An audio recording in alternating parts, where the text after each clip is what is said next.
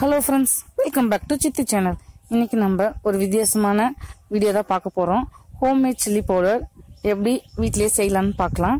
நான் நிறைய வீடியோல சொல்லிருப்பேன் ஹோம்மேட் chilli powderன்னு. அது எப்படி அரைக்கலாம்னு சொல்றேன். வாங்க வீடியோக்குள்ள போகலாம். நான் இன்னைக்கு எங்க வீட்டு மொட்டை மாடியில காய வைக்கிறேன். பாருங்க. ஃபர்ஸ்ட் மல்லி காய வைக்கிறேன். அதுக்கு அப்புறமா ரெட் chillies காய வைக்கலாம். அளவு சொல்றேன் நோட் பண்ணிக்கோங்க. மல்லி வந்து 3 கிலோ எடுத்துக்கோங்க. ரெட் chillies வந்து 1.5 கிலோ எடுத்துக்கோங்க. இந்த ரேஷியோவே கரெக்டா இருக்கும். காரம் கரெக்டா இருக்கும். ஏன்னா வீட்ல குழந்தைங்க இருப்பாங்க. குழந்தைங்கலாம் மோஸ்டா காரம் சாப்பிட மாட்டாங்க. அதனால எனக்கு தெரிஞ்சு இந்த ரேஷியோ கரெக்டா இருக்கும். 3க்கு 1.5. அப்படி உங்களுக்கு ரொம்ப காரம் தேவைப்பட்டா வேணா ரெட் chilliesோட அளவு கொஞ்சம் அதிகமாக்கிக்கோங்க.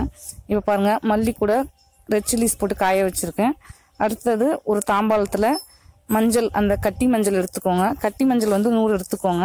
மிளகு 100 எடுத்துக்கோங்க. கடலைப்பருப்பு வந்து 150 எடுத்துக்கோங்க. சீரகம் 100 எடுத்துக்கோங்க. சோம்பு 50, வெந்தயம் 50. இதெல்லாம் சேர்த்து ஒரு தாம்பாளத்துல காய வச்சுக்கோங்க. இது எங்க தெருவு. சும்மா உங்களுக்கு காமிக்கிறதுக்காக இதையும் வீடியோல இன்க்ளூட் பண்ணியிருக்கேன். பாருங்க. நாங்கள் செகண்ட் ஃப்ளோர்ல இருக்கேன் மொட்டை மாடியில. அதில் காய வைக்கிறேன். அப்படியே சும்மா ஒரு தெருவை காமிக்கலான்னு ஒரு வீடியோ ஷூட் பண்ணியிருக்கேன். இதை நல்லா காயட்டும். என்னடா திடீர்னு வடவம் காமிக்கிறேன்னு பார்க்குறீங்களா? அடுத்த வீடியோவில் சொல்கிறேன் வடவம் எப்படி செய்யறதுன்னு. இப்போ பாருங்கள் மிளகா நல்லா காஞ்சிச்சு. அது செக் பண்ணுறதுக்கு மிளகா எடுத்து கையால் உடச்சி பார்த்தீங்கன்னா டக்குன்னு உடையும். இந்த மற்ற ஐட்டம்ஸும் நல்லா காஞ்சிச்சு. மிஷினில் கொடுத்து அரைச்சி எடுத்து வந்தாச்சு. இப்போ பாருங்கள் ஒரு பாலித்தீன் பேக்கில் எடுத்துகிட்டு வந்துட்டேன். அதை எடுத்துகிட்டு வந்தோடனே உடனே ஸ்டோர் பண்ணக்கூடாது.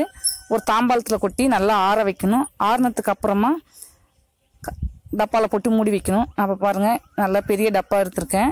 இந்த டப்பாவை நல்லா வாஷ் பண்ணிவிட்டு துணியால் துடைச்சிட்டு வெயிலில் கொஞ்சம் நேரம் வச்சு நல்லா காய வச்சுட்டு அதுக்கப்புறம் எந்த ஈரப்பதமும் இல்லாமல் எடுத்து ஸ்டோர் பண்ணுங்கள்.